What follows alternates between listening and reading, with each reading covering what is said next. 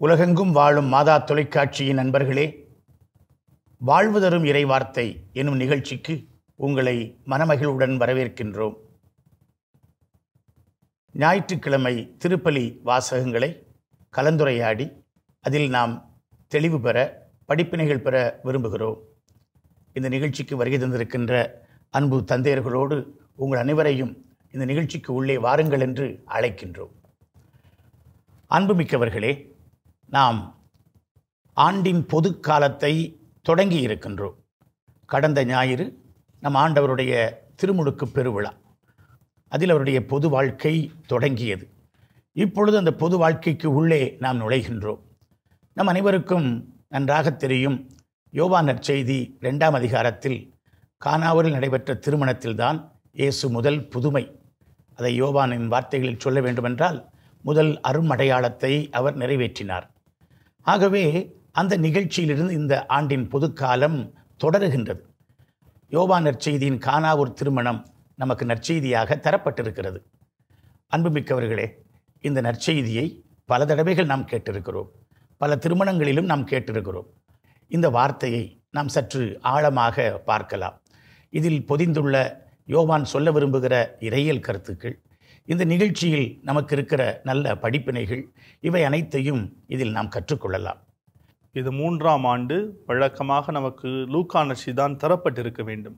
இதற்காக ஒரு இடைச்செருகலாக அடுத்த வாரத்திலிருந்து லூக்கா நற்செய்தி தொடரும்.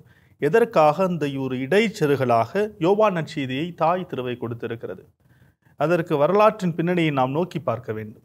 தொடக்க கால திரு அவையில் இயேசுவின் வாழ்வில் நடந்த 4 முக்கிய நிகழ்ச்சிகளை அந்த தொடக்க கால கிறிஸ்தவர்கள் ஆண்டவர் இயேசுவை மீட்பர் என தெரிந்து கொள்ள நம்பினார்கள். அதில் முதலாவதாக கிறிஸ்துமஸ் பெருவிழா, இரண்டாவது ஞானிகளுக்கான அந்த வெளிப்பாட்டு விழா, புறையினத்தாருக்கும் ஒளியாக அங்கே வெளிப்படுத்தப்பட்டதை நாம் அலசி ஆராய்ந்து பார்த்திருக்கிறோம். மூன்றாவதாக திருமுழுக்கு பெருவிழா.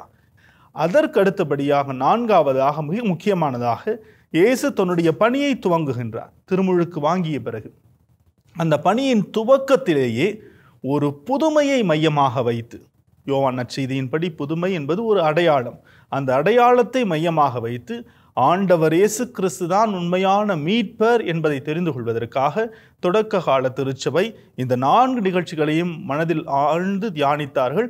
அதைத்தான் தாய் திருவையும் இந்த வாரத்தில் யோவான் நற்செய்தி இயேசு செய்த முதல் புதுமையை நமக்கு கொடுத்திருப்பதாக நான் பார்க்கிறேன்.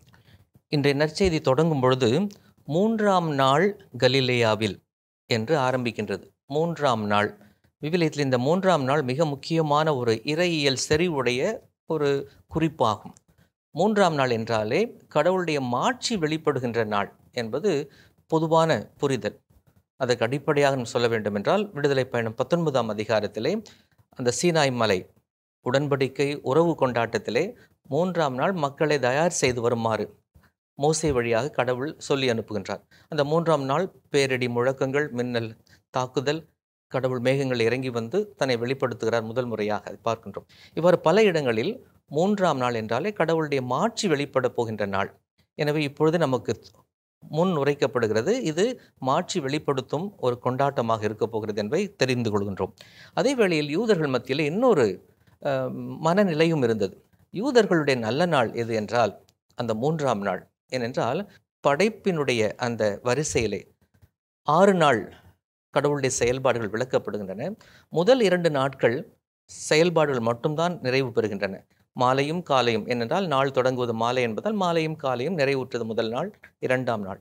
ஆனால் 3ஆம் நாள் வரும்பொழுது தான் முதல் முறையாக கடவுள் பாதி வேளையிலே நல்லது என்று கண்டார், நிறைவு நேரத்திலும் நல்லது என்று கண்டார். 2 முறை நல்லதை முதல் கடவுள் கண்டது 3ஆம் நாளில். எனவே அவர்களுக்கு முகூர்த்த நாள் என்றால், நல்ல நாள் என்றால் அந்த 3ஆம் நாள். ஏனென்றால் கடவுள் நல்லதை கண்ட நாள். ஒட்டுமொத்தமாகவும் நாம் பார்க்கும் பொழுது யோவானுடைய அருள் அடையாளங்கள், வேண்டுமென்றே அவர் புதுமையை தவிர்க்கின்றார், வார்த்தையை தவிர்க்கின்றார், அரும் அடையாளத்தை கொண்டு வருகிறார். ஏனென்றால் அது சுட்டி காட்டுகிறது. எதை சுட்டி காட்டு? யார் இயேசு, இயேசுடைய இறைத்தன்மை என்ன என்பதை சுட்டி காட்டுவதுதான் இந்த அரும் அடையாளங்களுடைய நோக்கமாக இருக்கின்றன. யோவான் நற்செய்தியிலே இயேசுடைய 7 அரும் அடையாளங்களை பதிவு செய்கின்றார். அந்த 7 அரும் அடையாளங்களுள் முதல் அரும் அடையாளமாக இந்த கானாவூர் திருநிகழ்வு நடைபெறுகின்றது. இயேசு யார் யோவானுடைய இறையியல் அழுத்தமே இயேசு யார் என்பதை அவருடைய அடையாள வெளிப்பாடு தான் யோவான் நற்செய்தி.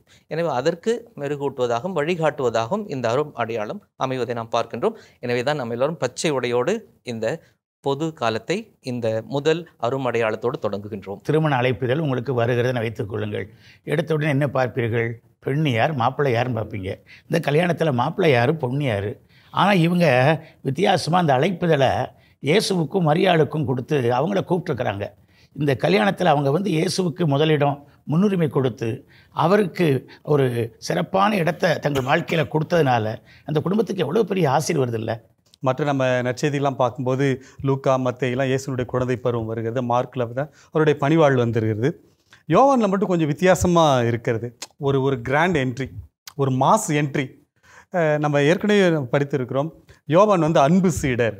அப்போ ஒரு அன்பு சீடர் தன்னுடைய தலைவனை, தன்னுடைய மாஸ்டரை எப்படி அவர் வெளிப்படுத்துவது அப்படின்னா, எடுத்தோடனே இந்த வாக்கு இருந்தார், எல்லாம் அந்த இறையியல் பின்னணி எல்லாம் கொடுத்து விட்டு இயேசு எப்படி ப்ரொஜெக்ட் பண்ணுறாருன்னா, ஒரு பெரிய மெஸ்ஸியா, இவரால் எல்லாம் முடியும் அப்படின்ற மாதிரி ஒரு பெரிய ஒரு மாஸ் என்ட்ரி கொடுத்து ஆண்டவரை அறிமுகப்படுத்துகிறார். அப்படி அறிமுகப்படுத்தும் போது அன்னை மரியாளையும் அவர் விட்டுவிடவில்லை. இயேசுவும் அன்னை மரியாள் அவருடைய சிறையில் எல்லாத்தையும் ஒரு அறிமுகப்படுத்துகிறார் இந்த உலகத்திற்கு. இந்த திருமண விழாக்கள் என்பது அவங்களுக்கு ஒரு பெரிய கொண்டாட்டம். 7 நாள் அந்த விழா நடக்குமா. இது வந்து ஒரு கம்யூனிட்டி செலிப்ரேஷன் என்று சொல்லுவார்கள். இன்னும் கூட அந்த கிராமங்கள் அதெல்லாம் நடக்கும், நகர்ப்புறங்கள் இல்லை. இந்த கிராமங்களில் ஒருத்தர் கல்யாணம் அப்படின்னா அந்த கிராமமே வந்து சேர்ந்துடும். அதே போல தான் ஒரு சிறிய ஒரு கிராமம், அந்த பகுதியில் இருக்கிற எல்லா மக்களும் வந்து இது உங்கள் திருமணம் இல்லை, எங்கள் திருமணம், எங்களுடையது, எங்களுடைய சந்தோஷம், நீங்கள் சந்தோஷமாக இருக்கணும், எங்களுடைய சந்தோஷம் உங்களுடைய சந்தோஷம் ஒன்றா இருக்கணும் என்று சொல்லி ஒரு கம்யூனிட்டி செலிப்ரேஷனாகத்தான் அந்த திருமணத்தை பார்த்தார்கள். திராட்சை ரசம் தீர்ந்துருச்சுங்கிறாங்க. அங்கே சாப்பாடு தீர்ந்ததாக சொல்லலை. அதை மட்டும் ஒரு குறிப்பாக யோவான் நற்செய்தியாளர் பதிவு செய்தனுடைய பொருள் என்ன? திராட்சை ரசம் எப்பொழுதும் ஒரு மகிழ்ச்சியினுடைய கொண்டாட்டத்தினுடைய அடையாளமாக விவிலியத்திலே பார்க்கப்படுவதால் இந்த திருமண நிகழ்விலே அந்த மகிழ்ச்சிக்கு காரணமாக இருப்பதாக அந்த திராட்சை ரசம் முதலில் சொல்லப்படுகிறது. முகூர்த்த நாள் பார்த்து மகிழ்ச்சியாக ஆரம்பித்த அந்த திருமணத்திலே இந்த மகிழ்ச்சிக்கு காரணமாக இருக்க வேண்டிய திராட்சை ரசம் தீர்ந்து போகிறது. அங்கே தான் அந்த பஞ்ச் என்று சொல்வார்கள், தந்தை லெக்ரான் அடிக்கடி சொல்வார்கள்.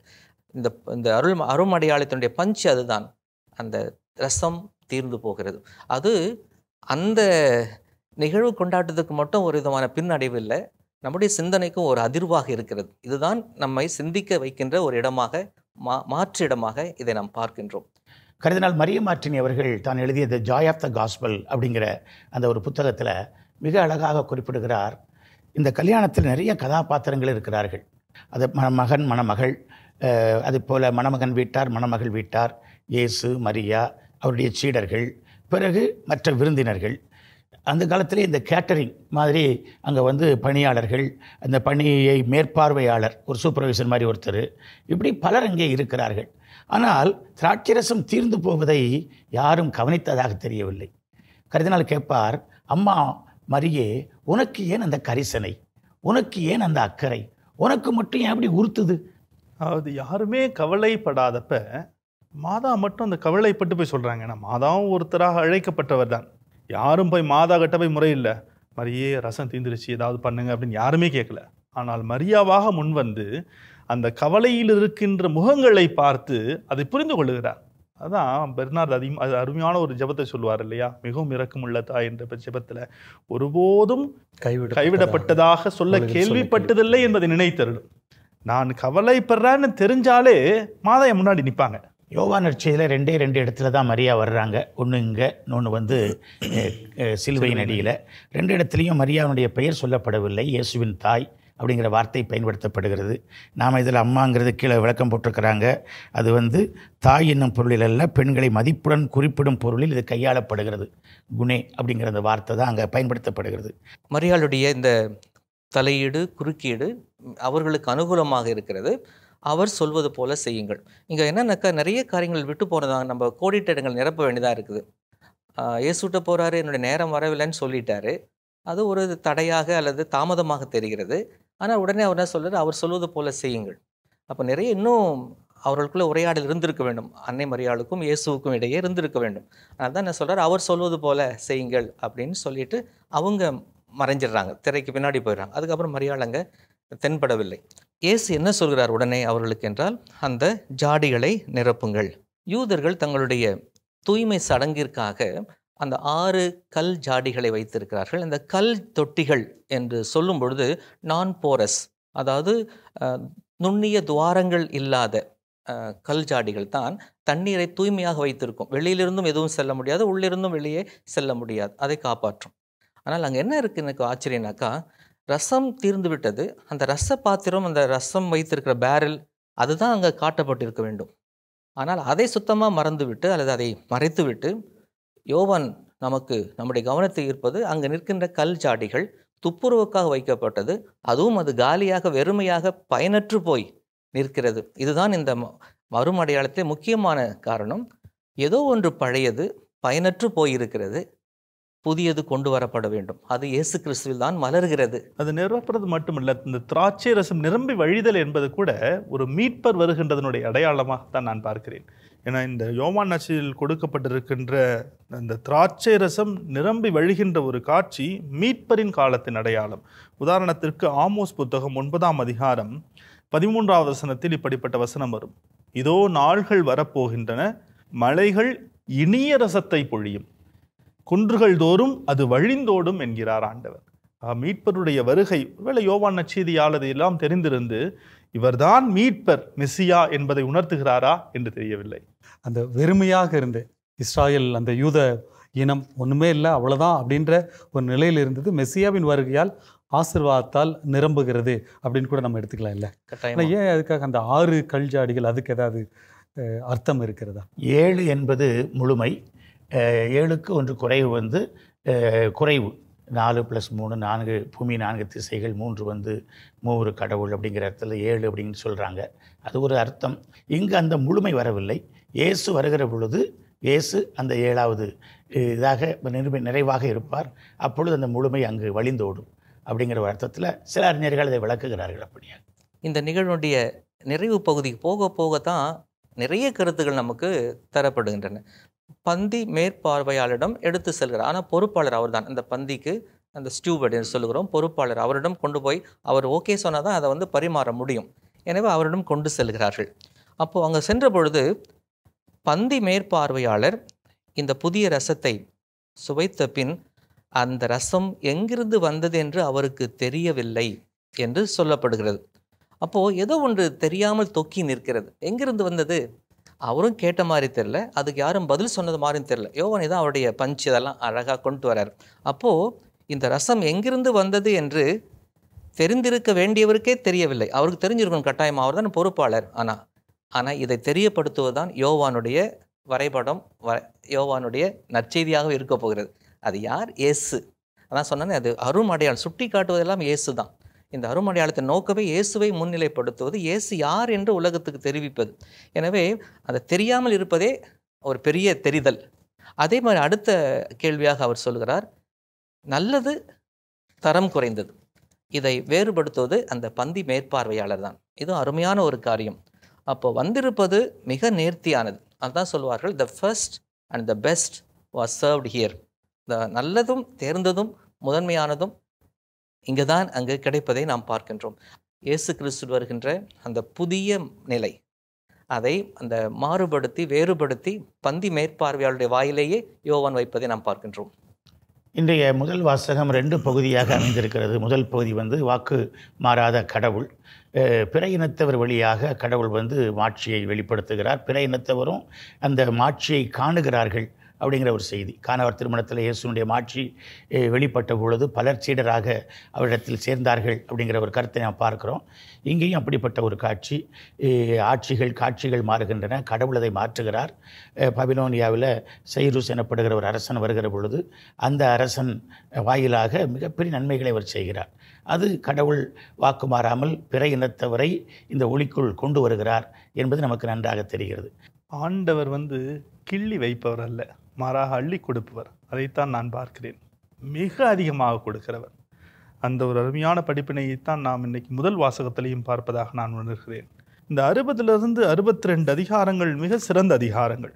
நம்பிக்கை ஊட்டுகின்ற அதிகாரங்கள், மகிழ்ச்சியை கொடுக்கின்ற அதிகாரங்கள்.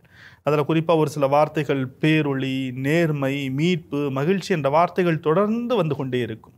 அதே போல் இன்றைக்கி நாம் வாசித்த அந்த 3ஆம் எசாயா புத்தகத்தில் 62ஆம் அதிகாரத்திலிருந்து படிக்கும் பொழுது அதே கருத்தை வலியுறுத்தி சொல்வதாக, நம் நாட்டு மக்கள் சொந்த நாடு திரும்பி வராங்க, அவர்களை பார்த்து எசையா இறைவாக்கினர் 3ஆம் எசையா புத்தகத்தில் அருமையாக எழுதுவார். சிறப்பான விதத்தில் 59ஆம் அதிகாரம் 1 வசனத்தில், மீட்க இயலாதவாறு ஆண்டவரின் கைகள் குறுகிவிடவில்லை, கேட்க முடியாதவாறு அவருடைய காதுகள் மந்தமாகிவிடவில்லை. அதைத்தான் மையப்படுத்தி இன்னைக்கு வாசிக்கப்படுகின்ற முதல் வசனம் கூட, சீயோனின் வெற்றி வைகரை ஒளி எனவும் அதன் மீட்புச் சுடர் விளக்கணம் வெளிப்படும் வரை அதனை முன்னிட்டு மௌனமாயிரேன், எருசலேம் பொருட்டு செயலற்று அமைதியாயிரேன். ஆண்டவர் அங்கு தன் பேசுறதாக அந்த பாபிலோனிலிருந்து சொந்த நாடு திரும்பி வந்த மக்களுக்கு ஆறுதல் வார்த்தைகளை, நம்பிக்கை தரும் வார்த்தைகளை பேசுவதாக அமைவதாக நான் பார்க்கிறேன். ஆனால் இந்த 2வது பகுதியில் எசாயா இறைவனுக்கும் ஒரு ஆன்மாவுக்கும் உள்ள ஒரு உறவை ஒரு திருமண உறவில், ஒரு காதல் வயப்படுகிற அந்த நிலையில் வைத்து அவர் விளக்குகிறாரே. நாடு கடத்தப்பட்ட இஸ்ராயல் மக்கள் திரும்பி வரும் பொழுது அவர்களை வரவேற்கும் வண்ணமாக, கடவுள் அவர்களுக்கு ஆறுதல் கொடுக்கும் வண்ணமாக அவர்களை ஒரு மனவாட்டியாக, ஏனென்றால் இது விவிலியத்துக்கே உரிய ஒரு பாணி. திருமண பந்தத்தை கடவுள் தம் மக்கள் இஸ்ராயல் மீது வைத்திருந்த அந்த அன்புக்கு எப்பொழுதும் உதாரணமாக்குவது. அதனால்தான் புதிய ஏற்பாட்டிலே பவுல் அடியாரும் எபேசியர் 5 திரு அவை மீது இயேசு கிறிஸ்து கொண்டுள்ள அன்பை அதே திருமண உறவை வைத்து உருவகப்படுத்துவார், ஒப்புமைப்படுத்துவார். அந்த விதத்தில் பார்க்கும் பொழுது இஸ்ராயலை ஒரு பெண்ணாக, அதுவும் அழகுபடுத்த பெண்ணாக, ஒப்பனை செய்யப்பட்ட பெண்ணாக, அழகிய மணிமுடி கொண்ட பெண்ணாக, அரச மகுடம் கொண்ட பெண்ணாக சொல்லிவிட்டு அவளுக்கு ஒரு புதிய பெயர் கொடுக்கிறார். இந்த வீலத்தில் பெயர் கொடுத்து அழகு பார்ப்பார்கள், மாட்சிப்படுத்துவார்கள், முக்கியத்துவப்படுத்துவார்கள். அந்த பெயர்கள் எல்லாம் அருமையான பெயர்கள். பாழ்பட்டது என இனி உன் நாடு அழைக்கப்படாது, அதுக்கு பதிலாக எப்சிபா, அறமான வார்த்தை. எப்சிபா நம்முடைய புத்தகத்திலேயே, நம்ம விவிலிய புத்தகத்தில் கீழே கொடுக்கப்பட்டு, மனம் முடித்தவள், யூ ஆர் மேரிட், ஒரு திருமண பெண்ணாக உன்னை நான் அழகுபடுத்துகிறேன், அந்தஸ்துப்படுத்துகிறேன், உன்னை நான் அங்கீகரிக்கிறேன், உன்னை அரவணைத்துக் கொள்கிறேன் என்று கடவுள் அந்த இஸ்ராயல் மக்களை, அந்த பழைய இஸ்ராயல் என்றால் அது எல்லாமே நம்ம புதிய இஸ்ராயலாக நமக்கு பொருந்தும். நம்மை கடவுள் எவ்வாறு அணைத்துக் கொள்கிறார், இணைத்துக் கொள்கிறார், அழகுபடுத்தி அவர் மகிழ்ச்சி அடைகிறார் என்பதை இந்த திருமண ஓமையிலே நாம் பார்க்க முடிகின்றது. பொதுவாக நம்ம அந்த பழைய ஏற்பாட்டு கடவுள் அப்படின்னு பார்த்தாவே ஒரு கோபமுடைய கடவுள், தண்டிக்கக்கூடிய கடவுள் நமக்கு அதிகமாக தெரிகிறது. ஆனால் கடவுள் ஒவ்வொரு முறை இந்த மக்கள் தவறு செய்த போது, தன்னை விட்டு ஓடிய போது, அந்த உடன்படிக்கை முறித்த போது, அந்த உடன்படிக்கை எதிராக வாழ்ந்த போதும் கூட ஒவ்வொரு முறையும் தானாக முன் வந்து மன்னிக்கிறார். இப்போ நம்ம வாசிக்கப்பட்ட இந்த இறைவார்த்தையில் கூட அவங்க மனம் திரும்பி வந்ததாக தெரியவில்லை. மாறாக கடவுளே இறங்கி வந்து அவர்களை காக்கக்கூடிய கடவுளாக, இதிலிருந்து கடவுள் எந்த அளவுக்கு அன்பாக இருக்கிறார், கரிசனையோடு இருக்கிறார், மக்கள் மீது இரக்கம் காட்டுகிறார் அப்படின்னா, எப்படின்னா ஒரு மணப்பெண்ணை அழகுபடுத்தி அவளை நான் மணந்து கொள்வது போல இந்த இஸ்ராயல் மக்களை உங்களை நான் பொறுப்பெடுத்துக் கொள்கிறேன், உங்கள் மீது நான் அன்பாக இருக்கிறேன் அப்படின்னு சொல்கிறார். நாம் உண்மையாக இல்லட்டாலும் கடவுள் நம் மீது உண்மையாய் பற்றுறுதியாய் அவர் இருக்கிறார். அந்த இருத்தல் உண்மையிலேயே நாம் சிந்தித்து அதற்கு பதில் மொழி சொல்ல வேண்டிய ஒரு இடத்துல இருக்கிறோம். எவ்வாறு அந்த திராட்சை ரசமாய் மாறிய பொழுது மக்கள் கடவுளுடைய மாட்சியை கண்டு அவருடைய சீடராக பின்பற்றினார்களோ, இந்த இறைவார்த்தையை, ஆறுதலான இறைவார்த்தையை, விடுதலையான சிந்திக்க வைக்கின்ற இந்த இறைவார்த்தையை கேட்டு நாமும் அவருடைய சீடராய் மாறுதல் வேண்டும், அந்த உறவில் இன்னும் வளர வேண்டும் என்று இந்த கருத்து சொல்லித் தருகிறது. இளைஞன் கன்னி பெண்ணை மணப்பது போல உன்னை எழுப்பியவர் உன்னை மணந்து கொள்வார். மணமகன் மணமகனில் மகிழ்வது போல உன் கடவுள் உன்னில் மகிழ்வார். அது உனக்கு மகிழ்ச்சியாக இருக்கோ இல்லையோ, எனக்கு மகிழ்ச்சியாக இருக்கு என்று கடவுள். அதனால்தான் இந்த இன்றைய நற்செய்தி வாசகமாக ஒரு திருமண நிகழ்வை, அந்த மகிழ்ச்சியை கடவுள் நிஜப்படுத்துவது, நம் முன்னால் நிறுத்துவது இயேசு கிறிஸ்துவில் தான். அதனால்தான் இந்த கானா ஒரு திருமண நிகழ்வை இயேசுடைய முதல் அருமடையாளமாகவும் கடவுள் பழைய ஏற்பாட்டினுடைய வாக்குறுதியை இந்த புதிய ஏற்பாட்டிலே நிறைவேற்றுகிறார். அதுதான் இது தொடக்கமாக இருப்பதை நாம் பார்க்கின்றோம். ஒரு புதுப்பிக்கப்பட்ட உறவு நிலை. நீ வணங்குகின்ற யாவே இறைவன் என்றும் நம்பிக்கைக்குரியவர். அதைத்தான் எசையா உணர்த்துகிறார். அதான் நீங்கள் சொன்ன அந்த அருமையான வசனம். அதே போல் எசாயா புத்தகம் 61ஆம் அதிகாரம் 10வது வசனத்தில், ஆண்டவரில் நான் பெருமகிழ்ச்சி அடைவேன், என் கடவுளில் என் உள்ளம் பூரிப்படையும், மலர் மாலை அணிந்த மணமகன் போலும், நகைகளால் அழகுபடுத்தப்பட்ட மணமகள் போலும். எல்லாம் நகையெல்லாம் போட்டுட்டு யாவே இறைவன் முன்னாடி நான் போகிறேன். ஏன்னா யாவே இறைவன் அந்த உறவினரையை புதுப்பிச்சிட்டாரு. நான் மீண்டும் அவருக்கு முன்னாடி அவர் எனக்கு மணமகனாக இருப்பார், நான் மணமகளாக இருக்க போகிறேன். அந்த உறவுநிலை புதுப்பிக்கப்படுறப்போ வர சந்தோஷம் இருக்கு பாருங்க. அதை நீங்கள் சொன்னது பாரு, நமக்கு சந்தோஷம் இருக்குதோ இல்லையோ, ஆண்டவருக்கு இன்னும் மகிழ்ச்சியாக இருக்கும். இது இந்த கானா ஊரில் வைத்து அதை பார்க்கும் பொழுது நான் கேட்குற கேள்வி தான், 6 கல் தொட்டிகள் வெறுமையாக காலியாக இருக்கின்றன. இயேசு போய் கையை வச்சு அவர் ஜெபம் பண்ணி அதை அப்படி நிரப்பி இருக்கலாம். ஏன் அப்படி பண்ணலை? தண்ணீரால் நிரப்பி அதை ரசமாக மாற்றுகிறார். அதான் இந்த மீட்பு திட்டத்திலே கடவுள் செய்வதெல்லாம் இந்த மாற்றத்தை கொண்டு வந்து கொண்டே இருக்கிறார். அதுதான் நான் அதையும் யோசிக்கிறேன். இது இந்த அருமடையாளத்தின் முக்கியத்துவமே திடீரென்று ஒன்றுமில்லாமையிலிருந்து ரசம் வரவில்லை, அங்கிருந்ததை அவர் மாற்றுகின்றார்.